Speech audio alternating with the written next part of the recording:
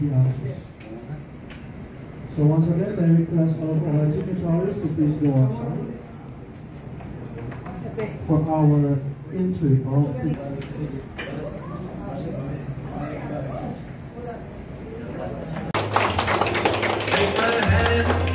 Next we have Charter Regional Governor, Central Visayas Region 7, we have Kuya Eric Castellano.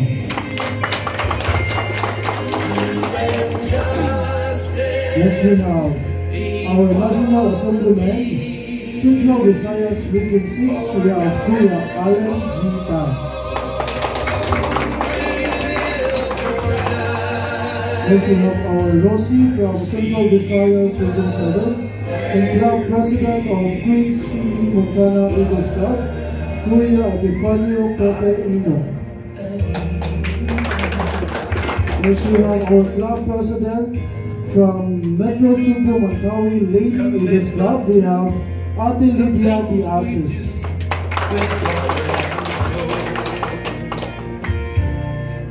Next we have our Club President from Grand Mantawi Cebu Eagles Club, we have Kuya Alex Borromeo.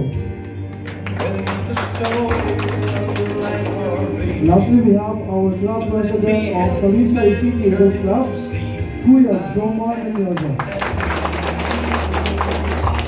Do we know I can to ease the pain, to lessen is to lend.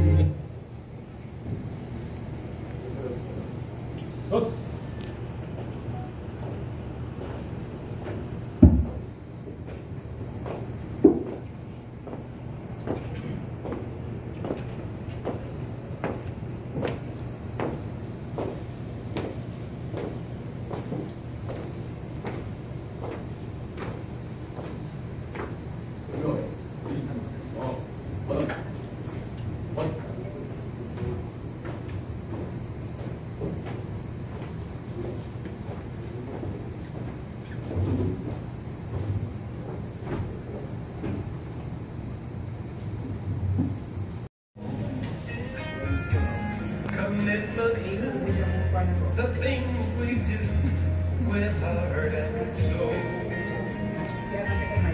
to make this world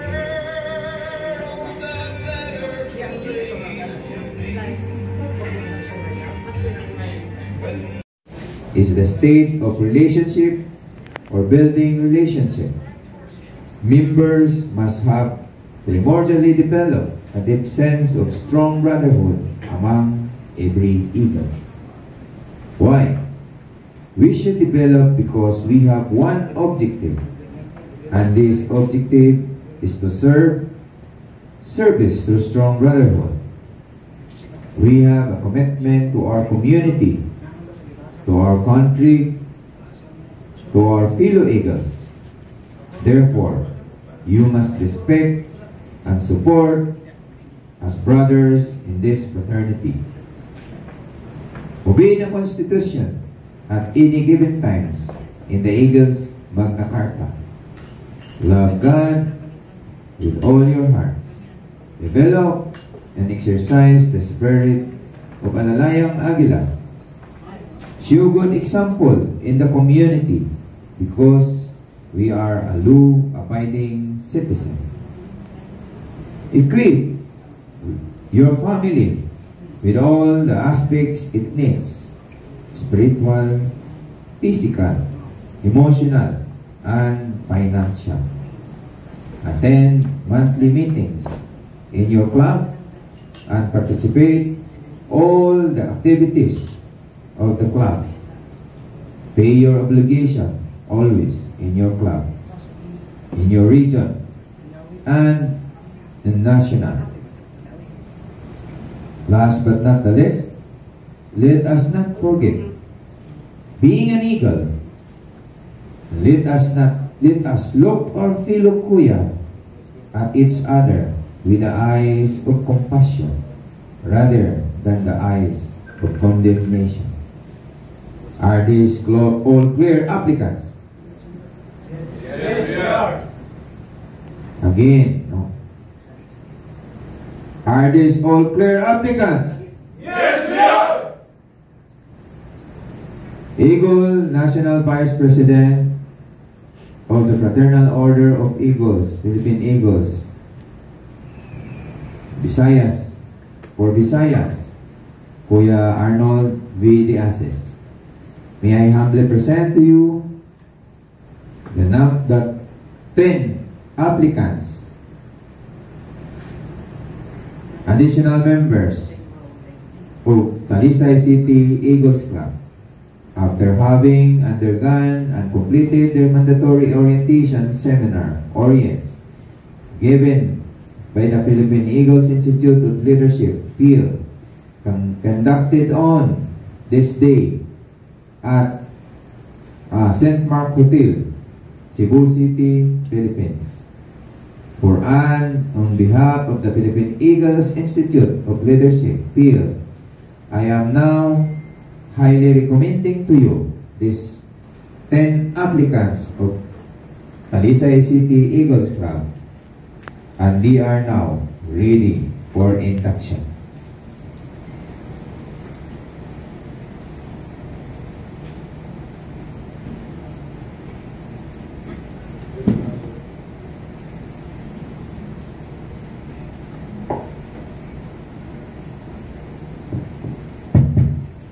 Kuya Ate Hunso and Prince Subigos, please stand. All stand.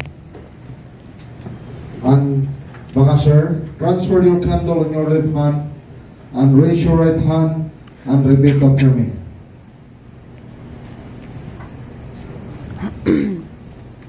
I state your name. Having been duly accepted of the Fraternal Order of Eagles, Philippine Eagles Incorporated, Talisay City Eagles Club, a club duly affiliated, Central Visayas Region 6, subscribing to the Eagles Constitution, and believing its capabilities, as a self-reliant, first Philippine-born, fraternal civic organization, do hereby solemnly make oath that I shall defend and uphold at all times St. Eagles Constitution, as well as all laws, rules and regulations duly promulgated by the Philippine Eagles, and I shall consciously and uphold at all times the Eagles' delicadeza and the moral code of ethics as the ultimate measure to my conduct and judgment relative to my dealings with my national fraternity, with my region, with my club, and with my fellow Eagles. So help me God. Congratulations, mga kuya. Again, congratulations, mga kuya, and management. You may now turn on the lights, and mga kuya, the newly inducted, you may extinguish your candles. Congratulations again, and requesting all active. Si Kuya Alentan sa Central Visayas Region 6, and also the Charter Club President of Talisay City Eagles Club. Kuya Jomar, your Club President of Talisay City Eagles Club. Mga kuya, kindly stand. The newly inducted kuya, kindly stand kuya. This is it, kuya. You are the chosen one. Congratulations, you are the newest and youngest member of the Fraternal Order of Eagles, Philippine Eagles Incorporated. Under the leadership of Kuya Jomar, your club president, and the club officers, congratulations to Talisay, and also our regional governor, charter governor, yours truly. Ako ang charter governor sa Central Visayas Region 6. 4 years na ko as a governor. Now, 2 years ko as a Vice President sa Visayas. But then again, this coming November, I'm stepped down as a governor. I give to the other Kuya to lead of our Central Visayas Region 6. So, mga Kuya, you are now a bona fide member of Eagles, Incorporated. The word Kuya attached in your name. Remember, what I'm shared to you. Based with my experience. I'm almost 8 years in Eagles. Remember, the word Kuya attached in your name is commitment. Commitment to your club president. Commitment to the regional officers and the regional governor. First, you have to attend a monthly meeting. Monthly meeting and pay your monthly dues, of course. What Kuya Eric Casiliano said. And the second is your obligation to attend socio-civic activity with the spirit of Alalayang Aguila. Remember, the socio-civic activity you already experienced during the time your incubation. Remember that, namoy 3 consecutive socio-civic activity. It's not the end of socio-civic activity, mga Kuya. It's the beginning right now. When there were a lot of Kuya attended of that socio-civic activity, you need to attain socio-civic activity with the spirit of Alalayang Aguila. And the last, what Kuya Eric said is your responsibility to help Apilo Kuya in time of needs. To help Apilo Kuya, you need to help Apilo Kuya with the eyes of compassion rather than the eyes of condemnation. Remember, silent charging? Let us support our brother in this organization. Morning also charging. Remember, the Eagles guiding principles, mga Kuya, remember, during sa inyong orientation. Remember the Eagles guiding principles. Service to the country, the people, and the community. Remember that. Let us sustaining the fraternal civic activity, what we truly are, a strong band of brotherhood. First, mga Kuya, you are God-loving Kuya. Second, is a law-abiding citizen. Ayaw yun mo pag-abusar ng Agila na mo, you have that sticker. You already have an ID. You already have a polo shirt. Na, Agila na ko. I spent a lot of money this fraternity because Agila right now in Sigol is a fast-growing organization locally made in the Philippines. First, socio-civic organization here in the Philippines. Remember that, put in your mind. Kaya ang atong Lions Club from the US, Mission from the US. Kung sa payuban ang organization, gikan ng US. But ang atong the Fraternal Order Eagles is a first socio-civic organization. Fast-growing, Kuya. And the last one I think is family-oriented.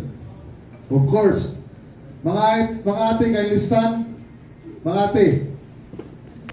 Okay, yung mga ate will support it. Why? Because ang Agila is family-oriented. Whatever happens to civic activity and monthly meeting, try to ask to ating monthly meeting.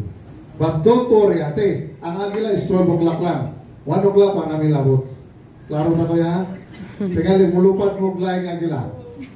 But of course, please, during sa atong socio-civic activity, what I'm said is ang Kuya is family-oriented. Please bring your ate, bring your bunso. Why? You know the title is Kuya, Ate, Bunso, and Friends Sumigos. Because each one of us, not a responsibility. sa atong anak o nga to sa atong ate nga mananghit ta sa atong ate kung natay GMA. Mutawag ta sa atong ate kung nalingaw na ta fellowship. Mananghit ta o dad-o na to ang atong anak kung natay activity. Mo na atong teaching sa atong agila. Be kind to each and everyone. Respect to our fellow officers in the club and the region. Remember mga kuya, our 4 pillars sa atong organization. Brotherhood. Kisa na kinomdom. Second, service. Third, unity. And fourth, the divine power. Always the divine power, the divine providence in your life mga kuya. Remember that. Thank you mga ate na mi-share, na mi-agree mo nga mo-join ang atong mga kuya in this prestigious organization. Remember that this is not the end of our community service. This is the beginning. Why? Because naghalit ang mga activity sa atong region. Kung may activity sa atong mga region, together with the affiliated clubs, natay gitawag nga sharing. Matod pa ni Kuya Gub Eric Castellano, si Postilero ta, bunot na bunot mga ate, bunot na bunot ni mga ate, for the socio-civic activity. Thank you mga kuya, sit down please. Tanawa nga akong ate, always on my side akong ate, naanan ko kanunay. Then you are all free mga kuya to visit our Eagleness office, nata sa City Loop at bang sa across Dolly, na dito ang atong opisina sa atong Eagles. Anytime, free coffee, free snack, everything is there mga kuya. But then again, usahay, wala tayo dito sa opisina kayo. Ang akong task is from Eastern Visayas, Western Visayas, o Central Visayas. We talking about Eastern Visayas, Katbalogan, Samar, Tacloban, Liti, from Palumpon, Ormoc, Hilongos, Bato, everything there. Western Visayas, Rojas, Panay, Iloilo, Bacolod, ako na under. Magsigi kong chartering ang induction. Yan sa Cebu, North and South and Central. Nidagan ko, first na kong dagan last 2022, nidaog ko one boat. Last year sa 2023, nidaog ko 28 boats. Karon, di na sa tamudagan, sila na sa nato paralangan. Kaya we need to develop another rivers in our organization.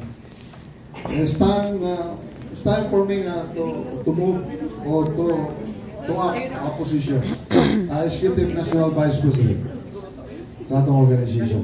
But thank you mga kuya, you're part of our organization. Thank you, you share your talent and treasure in this organization. Good evening and enjoy the rest of the night. Mabuhay Avila! To this new milestone and cheers to the many more to come. Cheers! Cheers! Mabuhay ang Agila! Mabuhay ang Talisay City Eagles Club!